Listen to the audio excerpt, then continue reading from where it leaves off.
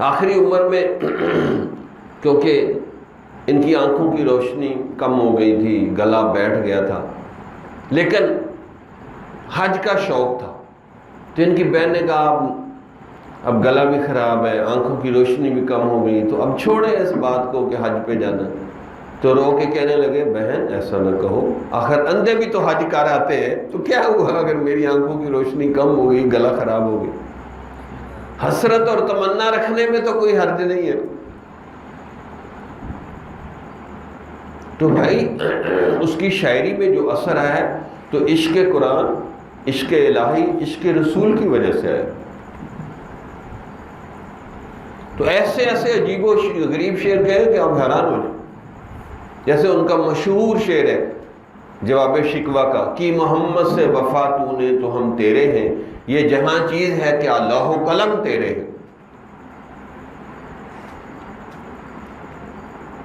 تو اس لیے عاشقانہ والہانہ جنونی محبت ہونی چاہیے۔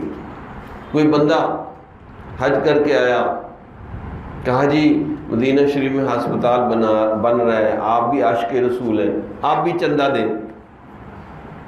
تو انہوں نے ایک نظم پڑھ دی، اسی وقت نظم کہی، تو اس کے دو شعر بڑے عجیب و غریب ہیں۔ فرمایا آئے ہیں آپ لے کے شفا کا پیام کیا، رکھتے ہیں اہل درد مسیحا سے کام کیا، اوروں کو دے حضور یہ پیغام زندگی، میں موت ڈھونڈتا ہوں زمین حجاز میں۔ کہ تم کہتے ہو ہسپتال بنائیں گے، میں کہتا ہوں ساری بیماریاں وہیں لگے، مجھے وہیں موت آئے بس۔ آئے ہیں آپ لے کے شفا کا پیام کیا، رکھتے ہیں اہل درد مسیحا سے کام کیا، اوروں کو دے حضور یہ پیغام زندگی، میں موت ڈھونڈتا ہوں زمین حجاز میں۔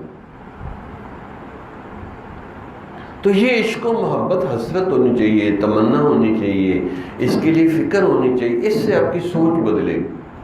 جمال الوجود بذكر الإله وتصف